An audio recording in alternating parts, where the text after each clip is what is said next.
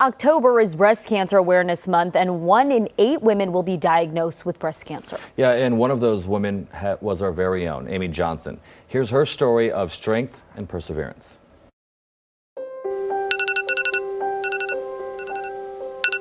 October 7th, 2016 started out like any other Friday. I got the kids ready for school and headed to work. I was working on a local election story when my phone rang. The call from a doctor would change my life. The doctor said the test was positive, and I couldn't understand what he was saying. He said the biopsy was positive, and I said, "What?" And he said, "You have breast cancer."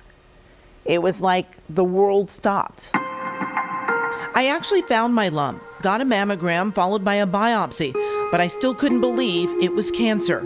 There was no history of breast cancer in my immediate or extended family. The vast majority of patients who develop breast cancer are in fact those without any family history or any predisposing factors at all. Over 80% of the women diagnosed with breast cancer do not have a predisposing risk or a family history. 1 in 8 women will be diagnosed with breast cancer. I asked Dr. Jason McKellop, a radiologist and medical director for RadNet and BreastLink, which women are diagnosed most. Both white and African American women are the most commonly affected. White women are at about a 13% lifetime risk of developing breast cancer. Black women are at about 12%. And then Asian, Native American, and Latinx women are at a lower frequency. But African American women have a higher mortality rate, often being diagnosed with more aggressive types of cancer. There are some environmental and some biological factors that contribute to this. Today's the day. I'm on my way to UCLA to have surgery. I recorded a little video as I headed to the hospital for surgery 2 weeks after my diagnosis. And as I was prepped and wheeled into surgery, I still couldn't believe it was happening to me. I also knew how lucky I was that I caught my cancer early. My treatment consisted of a lumpectomy and aggressive radiation. The most difficult part is accepting that you're someone different now. You have to mourn the old life.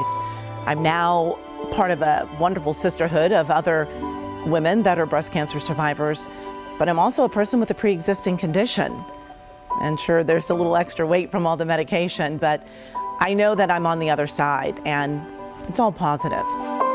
Doctors say too many women have been putting off their routine mammograms during the pandemic. But I am noticing that patients are coming in with palpable lumps that they're complaining of later than their annual screening mammogram.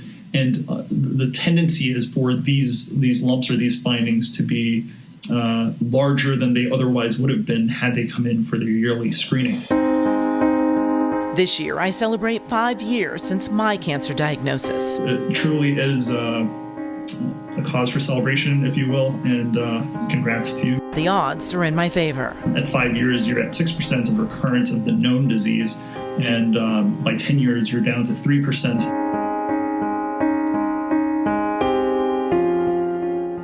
I love Amy so much.